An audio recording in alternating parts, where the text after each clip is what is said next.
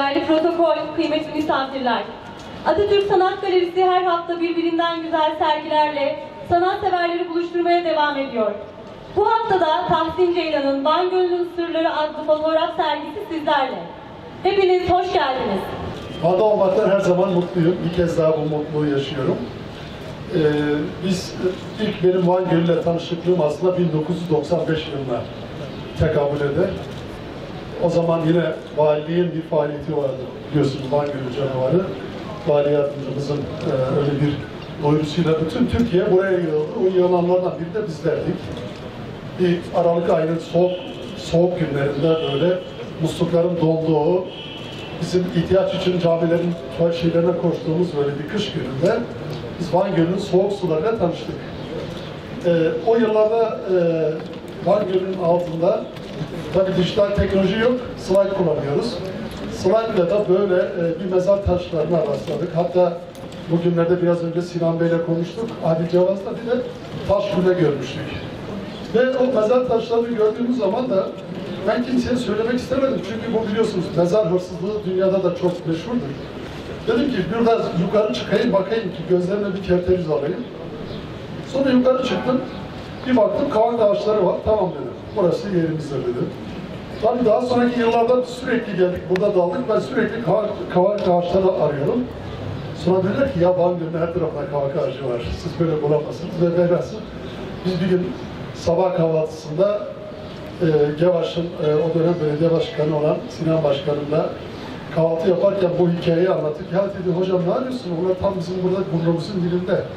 İşte 1940'lı yıllarda karayolu yapılırken o dönemin mühendisi yolu Selçuklu mezarlarının ortasından geçirmiş.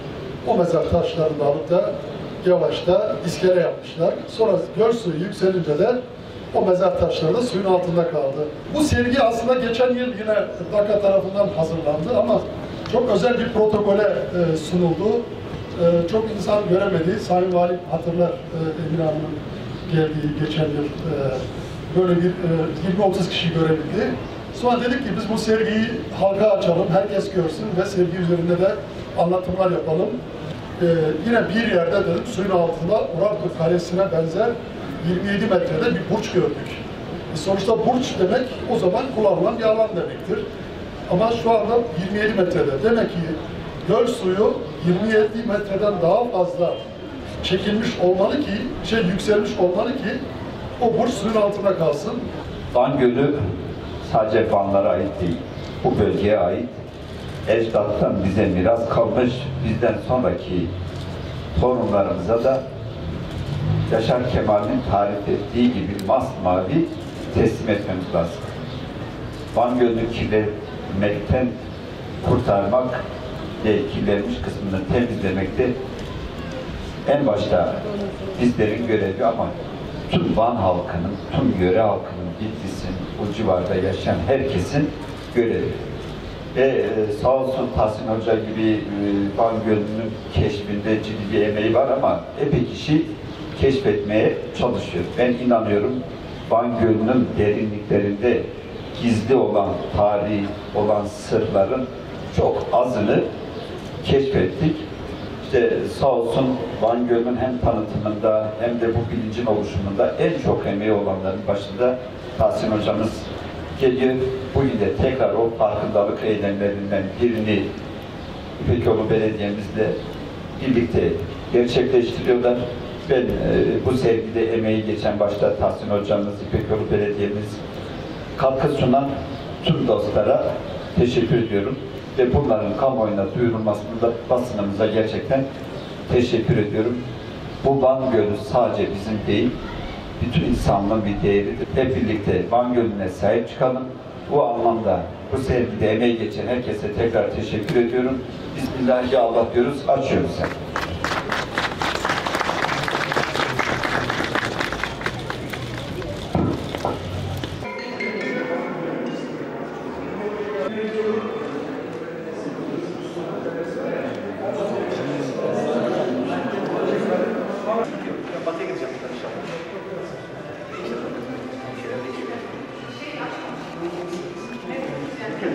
Bu Urartu Kalesi. Bunlar kim?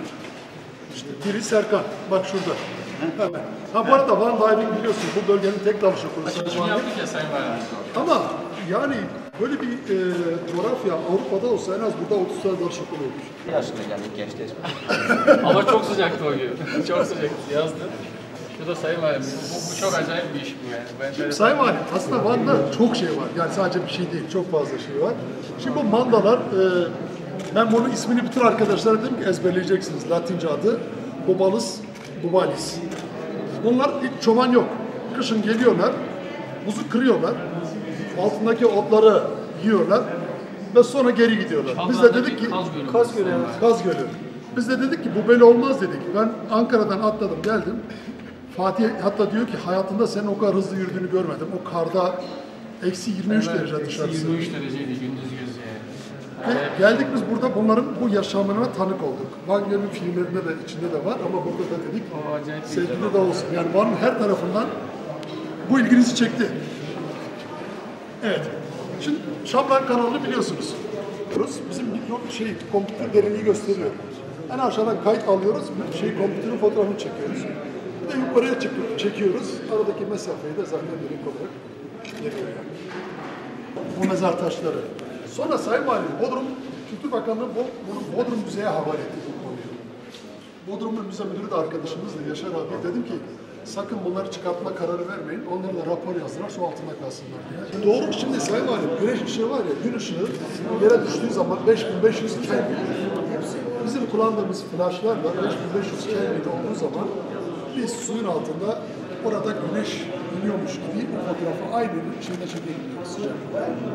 Dolayısıyla mikrobiyallerin gerçek rengi altın sarısı. Bu gerçek rengi. Yılda Ali Cevazlar. Sayın Valim, bu bugüne kadar Türkiye'de su altı fotoğrafçısının kaydettiği tek görüntü.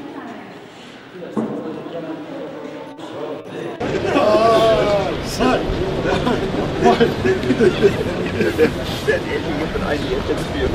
Vallahi Sayın Valim var ya, dediğimiz Sayın Valim çekiyoruz efendim. Van Gölü'nün Sırları 2 sergisini bugün açılışını yaptık. Burada Van Gölü'ne ait çok fazla görüntü çektik ama bizim de beğendiğimiz bütün ayrıntıları bize gösteren 40'a yakın eseri burada sergiledik. Çok güzel görüntüler. Van tabii ki bir deniz, artık göl değil. Tuzlu, Karadeniz'den daha fazla tuzlu ve son yıllarda çok ciddi anlamda da Van'da dalıcı yetişti. Artık bu gölün bütün sırlarını yavaş yavaş açığa çıkartıyoruz. Hem dalış turizmine bir teşvik olsun, hem bu ülkedeki dalış turizminin artarak ekonomiye bir katkı sağlasın, hem de sularımızı ayrıntılı bir şekilde keşfedelim diye bu tip etkinlikleri çoğaltıyoruz. Hem gençlerimiz hem yöneticiler için iyi bir imkan yaratmaya çalışıyoruz. Şu ana kadar tabii Türkiye'nin birçok yerinde biz buna benzer sergiler yaptık ama Van'da tabii bu kadar güzel bir sanat galerisinin olması, bu kadar etkin kullanılması bizi çok mutlu etti. Biz sergimizin burada açılmasından çok mutluyuz.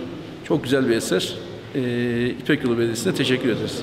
Bugün Tahsin Ceylan hocamızla yaptığı kıymetli çalışmaları aslında halkımıza buluşturmak için bir İpek Yolu Belediye'mizin ana koordinasyonunda bizlerin de desteğiyle bir Van Gölü'nün Sırları resim sergisinin açılışını gerçekleştirdik.